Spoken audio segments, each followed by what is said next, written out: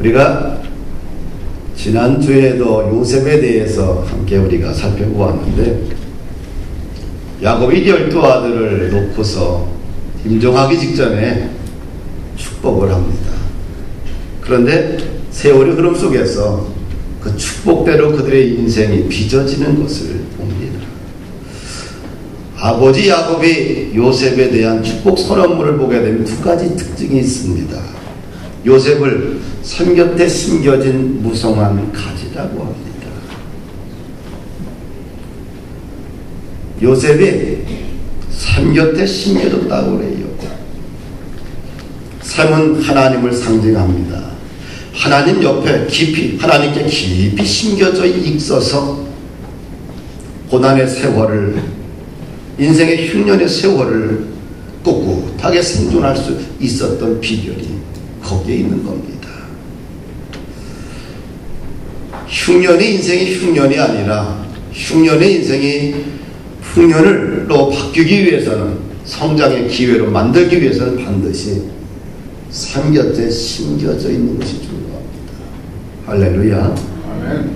두 번째 특징이 있는데, 산 곁에 심겨진 무성한 가지가 담을 넘었다. 고난의 세월을 뛰어넘어서 어떤 인생이 됐느냐? 영향력 있는 인생이 되었습니다. 다른 사람들에게 그늘을 만들어줄 수 있는 사람이 되었습니다. 그런 귀한 성도들이 되기를 축복합니다. 오늘 요셉에 대한 두 번째 시간을 함께 나누는데, 요셉은 자신의 인생 속에 숙명처럼 따라왔던 상처가 있습니다. 오늘날 여기 트라우마를 그가 어떻게 극복해서 역사의 훌륭한 인물이 되었을까? 오늘 본문을 통해서 함께 그 의미를 좀 추구해보고 그 길을 한번 따라가 보고 싶습니다. 23절 말씀을 보니까 요셉은 시련과 역경의 내용이 말씀 속에 암시하고 있습니다. 활 쏘는 자가 그를 학대하며 적개심을 가지고 그를 쏘았으나, 아버지 야곱도 고단한 인생을 살았습니다.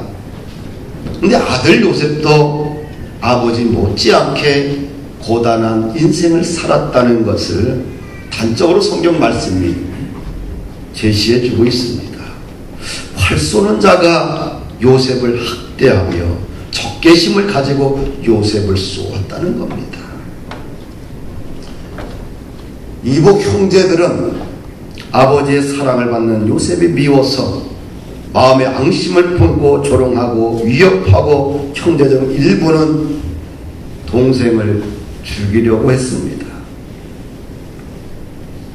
그러나 하나님께서 그의 생명을 살려주셨고, 요셉은 형들에 의해서 노예로 팔려가는 엄청난 정신적, 육체적, 관계적, 심리적 충격을 받습니다.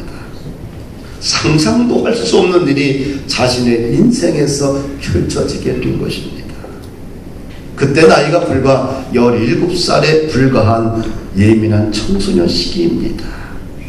청소년기는 아동기에서 성인기로 넘어가는 과도기적인 단계입니다. 17살은 사춘기입니다. 그래서 이 청소년 시기를 갖다가 질풍노도의 시기다, 이렇게 이야기합니다. 성장 발달에 있어서 가장 예민한, 또 가장 민감한 시기가 이 시기입니다. 근데 이 시기에 평생 동안 씻겨지지 않는 깊은 상처와 아픔을 가족들로부터 당합니다. 대개 어릴 때, 청소년기 때 받은 감정, 상처, 나쁜 감정은 평생 잘 기억에서 지워지지 않는다고 합니다. 요셉은 그 소름과 상처에 쓰라린 아픔과 배반감과 분노를 감당하기에는 너무도 피가 뜨거운 감수성이 예민한 나이였습니다. 요셉이 당한 상처, 그 깊이는 말로 표현할 수 없을 정도로 아주 심한 것입니다. 요셉이 당한 상처를 현대 심리학적 용어로 이야기하면 트라우마라고 합니다. 트라우마는 도대체 뭐냐? 외상후 스트레스를 트라우마라고 이야기합니다. 외상을 받았는데 끝난 것이 아니라 그 후에 스트레스가 있다는 거죠. 그것을 트라우마다 이렇게 이야기를 해요. 요셉은 심각한 트라우마로 인해서 내적 갈등과 상처로 일생을 어둠 속에 살아갈 수밖에 없는 큰 고통을 받았습니다. 이 트라우마는 정신적, 심리적 외상입니다. 충격을 받아서 나타나는 현상이지요. 요즘 연구 결과에 의하면 큰 사건을 통해서만 트라우마가 생기는 것이 아니라 삶의 모든 것들이 각 개인의 성향에 따라서 트라우마로 존재한다고 합니다. 전쟁, 재난사고, 자동차 사고, 강간, 성폭행, 중요한 사람의 죽음과 이별, 창피를 당한 경험, 심한 좌절과 경험, 심각한 질병이나 신체적 장애, 심한 불안의 경험, 고문, 유괴, 가족으로부터 학대 등을 받으면 예상 스트레스 장애에 시달리게 된다고 합니다. 이렇게 정신적, 정서적, 심리적 외상을 입게 되면 크게 세 가지 증상이 나타나게 되는데, 첫째는 과도한 각성 상태가 연속적인 증상으로 나타납니다. 각성이라는 것은 뭡니까? 깨어난다는 거죠. 근데 적당하면 좋은데 과도하게 깨어나는 거예요. 눈에 보이지 않는 심리 상태가, 정신 상태가. 내 인생에 또다시 이런 충격적인 사건이 또다시 찾아오지 않을까 불안과 두려움을 느낍니다. 그리고 사소한 자극에도 심각한 반응을 보입니다. 늘 초조하고 불안하고 걱정이 많고 집중이 안 되며 죽음에 대한 공포도 매우 심해집니다. 이러한 과도한 각성 상태는 수면을 방해하며 잠이 들기 어렵게 만들고 작은 소리에도 깨어납니다. 이런 증상은 결국은 교감 신경계의 과도한 활성화로 인해 나타나는 현상들이 일어납니다. 정신적 외상을 받으면 몸과 마음이 너무 놀라서 교감 신경계가 원래 상태로 돌아가지 않고 계속해서 깨어서 활동을 하게 돼요. 이런 상태가 계속해서 진행이 되면 마음이 안정이 안 됩니다. 신경이 매우 날카로워지지요. 주위 사람들에게 신경질적이고 공격적인 반응을 봅니다. 때로는 심한 분노로 폭발하기도 합니다. 트라우마의 두 번째 증상이 나타나는 것 중에 하나는 충격적인 외상 기억이 현실에서 계속해서 재경험, 재반복된다는 것이죠. 외상 사건이 과거에 끝났어요. 그런데 지금 현재 진행형인 거예요. 지금 현재 계속해서 강렬하게 심리적으로 느끼고 있다는 것이죠. 자라보고 놀란 가슴, 소뚜껑 보고 놀란다는 속담이 있습니다. 대구 지하철 참사 사건을 경험한 사람은, 그래서 살아남은 분들은 여전히 지하철을 편하게 타지 못하는 현상과 같습니다. 혹시 다시 지하철에 참사가 일어나지 않을까, 이런 불안과 공포가 있지요. 이런 피해자들은 지하철역을 지날 때마다 그 당시 지옥 같았던 기억이 생생하게 현실 속에서 재반복, 재경험하게 됩니다. 이러한 예상 경험은 정서적 고통을 가지고 있기에 생존자나 피해자나 계속해서 공포심과 무력감과 분노감을 반복적으로 시달리게 되죠. 세 번째, 트라우마의 세 번째 현상은 회피와 둔감화로 나타납니다. 이 압도적인 위협에 대해서 대응해야 되는데 대응하지 못하고 스스로 완전하게 무기력해지게 되고 두려움에 휩싸여서 실제적으로 행동하지 못하고 어떤 저항도 하지 못합니다. 현실 감각이 둔해지고 시간 감각을 잃어버리게 됩니다. 현실에 대한 인식이 안 되기 때문에 아픔도 놀라움도 두려움도 직접 느끼지도 못합니다. 그저 멍하니 외상사건을 지켜봅니다. 때로는 외상사건 자체에 대해 기억도 하지 못합니다. 기억이 둔감해질 뿐만 아니라 아예 기억을 상실하게 됩니다. 이런 분들은 마치 마음속 일부분이 죽어있는 사람처럼 보이기도 합니다. 이렇게 외상후 스트레스 장애, 트라우마는 이런 전형적인 특징을 우리 심리 가운데 또 정신 가운데 일으키고 있습니다. 요셉은 평생 지워지지 않는 트라우마를 심각하게 받았습니다. 분명히 위의 증상들이 그의 삶을 어지럽히고 무너뜨리는 과정으로 끝날 수도 있었을 것입니다. 너무 어릴 적 받은 이 상처가 너무 커서 그는 일생 동안 어둠 속에 살 수밖에 없는 인생으로 끝날 수밖에 없는 삶이었습니다. 너무도 심각한 독화살을 형제들로부터 맞았습니다. 정상적으로 생각하고 산다는 것은 거의 불가능할 수밖에 없습니다. 대부분의 사람들은 이렇게 심각한 외상을 받으면 이런 심리적 증상을 가지고 겪게 됩니다. 요셉은 보디발의 집에서 두 번째 독화살을 맞지요. 보디발의 아내가 끊임없이 유혹을 합니다. 요셉이 받아주지 않자 보디발의 아내는 사랑이 변하여 미움으로 발전하게 되고 요셉을 강간범이라는 독화살로 누명을 씌워 공격을 합니다. 그는 강간범으로 체포되어 2년간 교도소에 수감되는 불행이 찾아오게 됩니다. 요셉은 하나님의 은혜로 애굽의 제2인자 총리가 됩니다. 여러분 생각해 보십시오. 떠돌이 인생이 유목민이 세계 최강대국인 애굽에서 총리가 되었다. 편안한 궁중 생활을 하지 못했을 것입니다. 황교안인가? 황교안 총리를 세우는데 난리도 아니지 않습니까? 우리나라 사람인데도 불구하고 만약에 일본 사람이 아니면 저기 아프리카 사람이 총리가 만약 한국에 된다고 생각해 보시죠. 그는 아프겠어요. 요셉의 출세에 아주 기분이 상한 사람들이 시기했을 것이고 요셉을 넘어뜨리기 위해서 온갖 악행을 요셉에게 저질렀을 것입니다. 근본도 없는 이방인이 애굽이라는 세계 최강대국에 와서 총리를 하니 눈에 가시였을 것입니다. 요셉은 참으로 고단한 인생을 살았다는 것을 우리는 짐작할 수가 있지. 요셉의 주변에 있던 사람들은 하나같이 요셉을 향해 적개심을 가지고 있었고 끊임없이 독화살을 날렸습니다.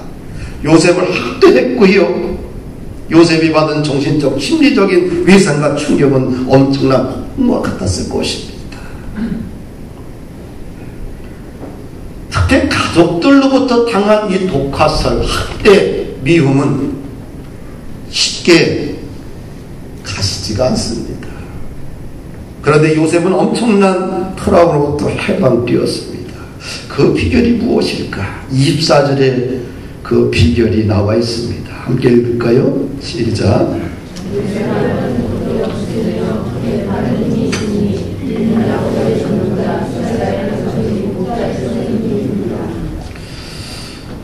모든 트라우마를 요셉이 극복할 수 있었던 힘이 어디에서 나왔을까? 모든 시련을 극복할 수 있었던 비결이 어디에 있었을까? 그 이유가 간단하게 성경에 제시하고 있는데 요셉의 활이 도리어 굳세였고 그의 팔에는 힘이 있었다. 할렐루야. 다른 사람이 나에게 쏘는 이 독화살보다 요셉의 활이 더 강했다는 거예요. 상처라는 트라우마, 배신감이라는 트라우마, 사고, 질병, 시련의 상처에 들어 트라우마, 불치병, 부모로부터 받은 억압감, 언어, 폭력, 악플로 인한 상처, 이혼의 트라우마, 오히려부터 찾아온 불신, 왕따, 다양한 트라우마가 우리를 괴롭히고 삶을 어둠 속으로 끌고 갑니다. 트라우마의 내용이 크든 작든 관계하지 않고 트라우마는 사람의 성격을 근본적으로 변화시키는 아주 강력한 힘이 있습니다. 건강한 자아도 끔찍한 트라우마를 경험하게 되면 건강한 자아도 손상을 입게 됩니다. 그러나 트라우마보다 내가 더 강하면 트라우마는 극복이 됩니다. 할렐루야. 트라우마보다 내가 약하면 그것이 나의 인생을 어둠으로 끌고 들어가게 됩니다. 문제보다 내가 더 강하면, 더 힘이 있으면 더 이상 문제는 문제가 아닙니다. 나보다 문제가 크면 그것이 불안이 되고 공포가 되고 근심이 되고 상처가 되고 걱정이 되고 염려가 됩니다.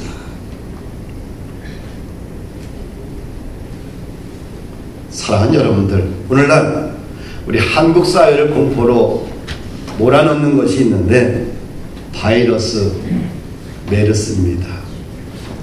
이 바이러스는 세균보다 더 작은 미생물입니다. 바이러스는 미세한 여과지에 의해서 걸려지지가 않아요.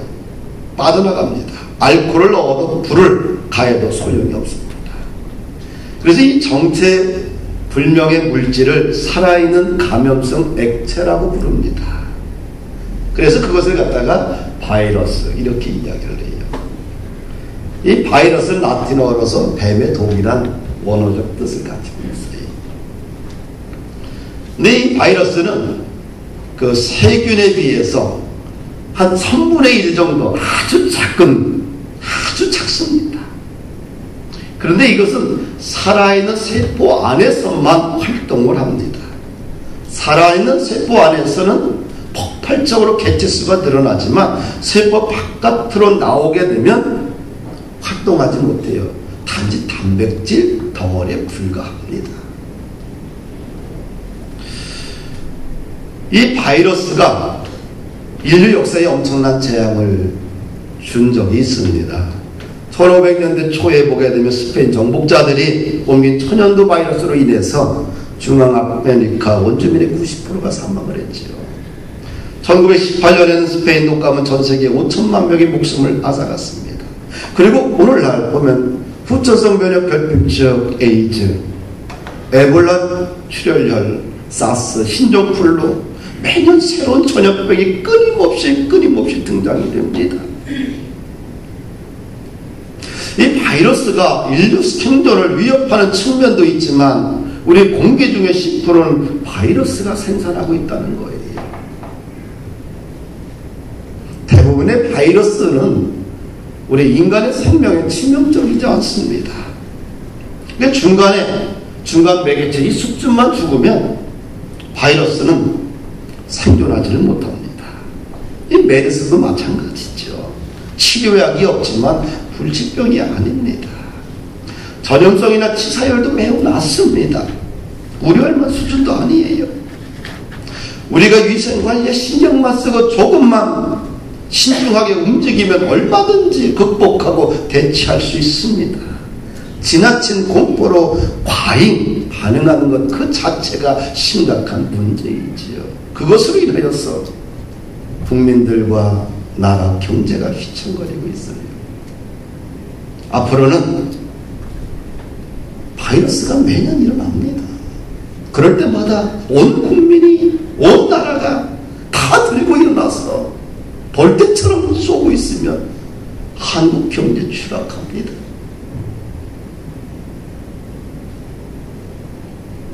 이 사건을 가지고 각 나라가 한국에 다 여행 금지령이 내렸어요. 한국 경제가 휘청거려요. 사랑하는 여러분들, 바이러스보다 더 치명적인 것은 우리의 마음이 연약할 때, 바이러스보다 우리가 더 강해야 돼요. 그럼 얼마든지 이길 수 있어. 할렐루야. 그렇게 무리할 것이 없어요. 그렇게 치사율이 높지도 않습니다.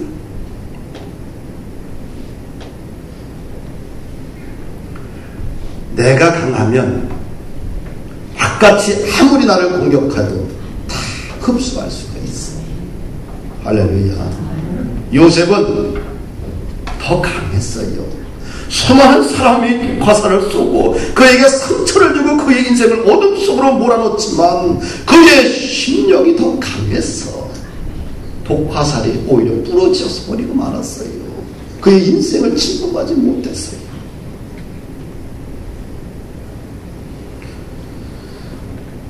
블레셋의 대장군 골리앗이 있습니다. 그 골리앗 앞에 이스라엘 백성들은 벌벌 떨게 되지. 전쟁에서 중요한 것은 군인들의 사기 아닙니까? 사기는 전쟁의 승패를 좌우합니다. 골리앗이라는 대장군 앞에 이스라엘 백성들은 사기가 뚝 떨어져 버렸어요. 골리앗의 말을 듣고 이스라엘 백성들은 심히 두려워하며 그 앞에서 도망가더라. 당시의 상황을 성경은 그렇게 요약해주고 있습니다. 그런데 어린 다윗이 사울왕 앞에서 골리앗에 대해서 이런 얘기를 해요. 사람이 낙담하지 말 것이라 주의 종이 가서 저 블레셋 사람과 싸우리이다. 어린 다윗이에요. 내가 양을 지킬 때에 사자나 곰이 와서 양떼에서 새끼를 물어가면 내가 따라가서 그것을 치고 그 이위에서 새끼 양을 도로 찾았다는 거예요. 또 곰과 사자가 나를 해하려고자 하게 되면 내가 그 독수염을 잡고 곰과 사자를 쳐 죽였다는 겁니다. 주의 종이 사자와 곰도 쳤은즉 살아계신 하나님의 군대를 모욕한 이 할례받지 않는 블레셋 사람이니까 그가 그 짐승의 하나와 같이 되리이다. 할렐루야. 이제 골리앗과 다윗이 이제 서로 마주보게 됩니다. 근데 골리앗이 보니까 어린아이거든요. 무시합니다. 업신여겨요. 내가 나를 개로 여기고 막대기를 가지고 내게 나왔느냐. 그리고 나서 골리앗은 자신이 믿는 이방신을 부르짖고 다윗을 저주합니다. 내가 오늘 너를 공중의 새들과 들짐승들에게 밥을 줄 것이다. 얼마나 무시무시한 이야기입니까? 오금과 간담이 서늘해집니다. 근데 다윗은 골리앗의 말에 전혀 신경도 쓰지 않아요. 자신이 해야 할 말만 합니다. 너는 칼과 탄창과 창으로 내게 나오지만 나는 만군의 여호와의 이름으로 곧 내가 모욕하는 이스라엘 군대의 하나님의 이름으로 내게 나아간다. 오늘 여호와께서 너를 내 손에 넘기시리니 내가 너를 쳐서 네 목을 베고 블레셋 군대의 시체를 오늘 공중에 새와 들짐승에게 주어 온 땅으로 이스라엘의 하나님이 계신 줄 알게 하겠고 또 여호와의 구원하심이 칼과 창에 있지 아니함을 이 무리에게 알게 하리라. 전쟁은 여호와께 속한 것인즉 그가 너희를 우리 손에 넘기시리라. 골리앗이라는 큰 두려운 존재 앞에서 이스라엘 백성들과 다윗이 다른 점이 무엇입니까? 이스라엘 백성들은 제대로 한번 싸워보지도 않고 무서워 벌벌 떨고 도망갔습니다. 마음이 무너져 버렸어요. 그러나 다윗은 마음이 강건하였습니다. 자신감으로 충만해 있습니다. 하나님의 구원하심이 칼과 창에 있지 않다고 합니다. 하나님이 너를 오늘 내 손에 넘겼다는 것입니다. 문제를 대처할 때 마음의 자세가 중요하다는 거예요. 문제보다 내가 더 강하면 문제는 더 이상 문제가 되지 않습니다. 할렐루야. 심령이 강건해야 돼요. 그러면 상처는 왔다가 상처를 주지 않고 도망가 버려요. 상처가 오히려 인생을 발전시키는 성장의 도구가 됩니다. 그러면 이 다윗의 자신감은 도대체 어디서 왔느냐? 24절을 보니까 야곱의 전능자 이스라엘 반석에 계신 목자의 손을 힘입습니다. 요셉의 힘은 바로 전능자이신 하나님으로부터 왔다는 겁니다. 이것이 답입니다. 인간은 참으로 연약한 존재입니다. 인간은 기본적으로 불안할 수밖에 없어요. 염려와 공포 속에 빠질 수밖에 없어요. 비행기를 탈 때마다 참 기분 나쁜 게 있어요. 꼭 중국 대기권을 지나가면은 바다와 바다 사이에 있어요. 꼭 돌풍이 일어. 꼭 비행기가 거기서 막 흔들려. 한참 동안. 그럴 때마다 이러다가 이제 뚝 떨어지면 금방이 가는데. 항상 그래. 그래서 여기 왜 중국과 한국 사이에 왜 그 바다 위에 그 대기권에 꼭 이렇게 돌풍이 일어나는지 모르겠어요. 항상 기체가 흔들려. 이럴 때는 괜찮다가 또 믿음이 떨어지면 자동차 사고를 하다가 뭐 외상이라도 이거 끝나고 하면 되는데 이거 한 번 죽으면 100% 사망률이잖아요. 그런 생각 안 들어요? 들어.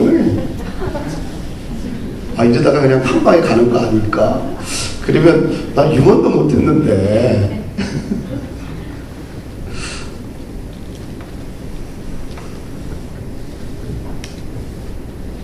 뭡니까? 우리가 조금만 우리가 마음이 누군가에게 마음을 들이지 않게 되면 어떻게 돼요? 불안해서 살 수가 없는 거예요. 혹시 내가 가는데 뒤에서 나를 갖다가 칼로 찌르는 사람 없을까? 별 두려움 있지 않겠어요? 비행기 탔는데 비행기가 공중에서 대기권을 지나다가 돌풍을 만나가지고 흔들리면서 날개가 뚝 부러져가지고 얼마나 약해. 그렇죠? 날개가 뚝 부러지면 그냥 완전히 끝나는 거예요. 바다로 그냥 꼬링해서 해저 밑에 가라져서 거기서 끝나지 않을까? 하여튼간 두렵게 시작하면 끝이 없어요. 이 사람들이 주일날 모이는데 여기서 혹시 메르스에 걸려가지고 내가 죽지 않을까? 이 사람이 근심 걱정하다 보면 끝이 없는 거예요. 근데 요셉은 어땠어요? 독화살을 맞아도 끄떡없이 상처가 아니라 끄떡없이 그걸 다 견뎌냈잖아요. 오히려 그걸 갖다가 성공의 기회로, 성장의 기회로 삼잖아요. 왜? 전능자